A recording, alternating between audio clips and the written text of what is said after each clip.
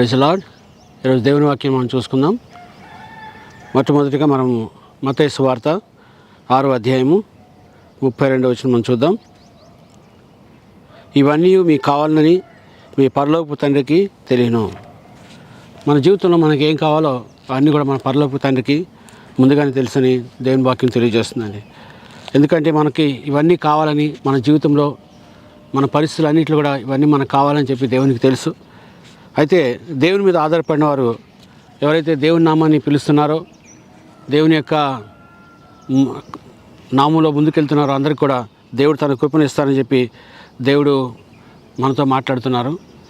ఎందుకంటే ఆయన మీద ఆధారపడినవారు, ఆయన మీద నమ్మినవారు ఆయన జీవితంలో సమస్తను పొందుకుంటారని దేవుని వాక్యం తెలియజేస్తుంది. కాబట్టి మరొకసారి మనము దేవుని వాక్యం నమ్ముదాం. ఎందుకంటే దేవుని వాక్యం తెలియజేస్తుంది, ఇవన్నీ మీకు కావాలని మీ పరలోకపు తండ్రికి ముందుగానే తెలియను. ఇవన్నీ కూడా మన జీవితంలో మనకి ఏం కావాలో, మన పరిస్థితులు ఏంటో వాటన్నిటిని కూడా మనకు కావాలని పరలోకపు తండ్రికి తెలుసు. కాబట్టి వీటన్నిటిని మన దేవుడు సమకూర్చగలుగుతాడు, మనం నడిపించగలుగుతాడు.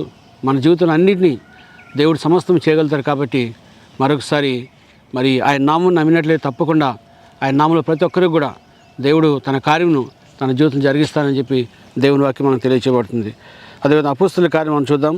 17వ అధ్యాయము, అపోస్తలుల కార్యములు 17వ అధ్యాయము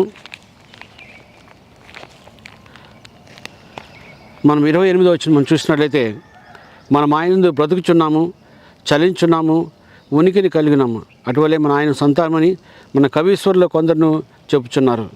దేవుని వాక్యం చూసినట్లయితే మనందరం కూడా ఆయనలోనే కదులుతున్నాము.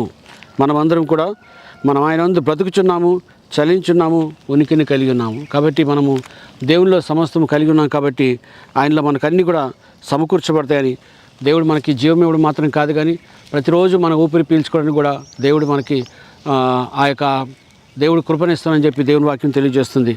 అందుకని మరొకసారి మనము ఆయనలో మనం కదులుచున్నాము, ఆయనలోనే మనము మరొకసారి చూసినట్లయితే అపోస్తలుల కార్యము 17వ అధ్యాయం, మనం ఆయనందు బ్రతుకుచున్నాము, చలించున్నాము, ఉనికిని కలిగి ఉన్నాము. మనందరి జీవితంలో మనం తప్పకుండా మనము దేవునిలోనే కదులుచు, దేవునిలోనే మనము కృపను కలిగి ఉంటూ మనం ముందుకెళ్ళడానికి చాలా ప్రాముఖ్యమైనది.